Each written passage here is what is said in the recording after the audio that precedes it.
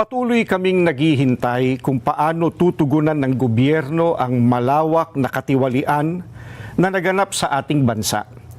Mahigit 3 buwan na ang lumipas, subalit wala pa ring natatanaw ang mga mamamayan na kalutasan sa napakalaking pangungulimbat sa kaban ng bayan. At sa halip na ang mga salarin ang hanapin at usigin, ay ang mga nagbibigay ng impormasyon at tumitestigo laban sa kanila ang kinakasuhan at ginigipit. Kung kaya't hanggang ngayon ay hindi pa natutunton ang sinasabing mahigit na 1 trilyong piso na inilaan sa mga flood control projects at iba pang pagawaing bayan. Sapagkat ang hinahanap ng mga dapat mag-imbestiga ay ang mga pangyayaring maaaring magamit para mailihis sa iba't ibang issue ang problemang ito. Hinihintay ng mga Pilipino ang sinasabi ng Senate Blue Ribbon Committee Chairman na we will go where the evidence lead us.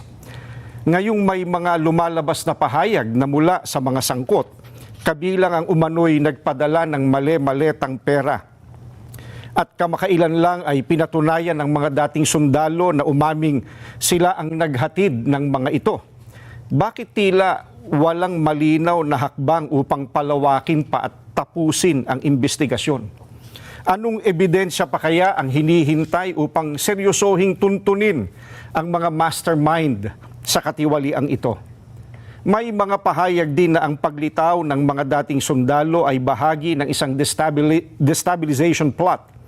Kung ganoon ang paratang, hindi ba lalo itong dapat imbestigahan sapagkat ang destabilisasyon laban sa gobyerno ay isang seryosong usapin ukol sa pambansang seguridad?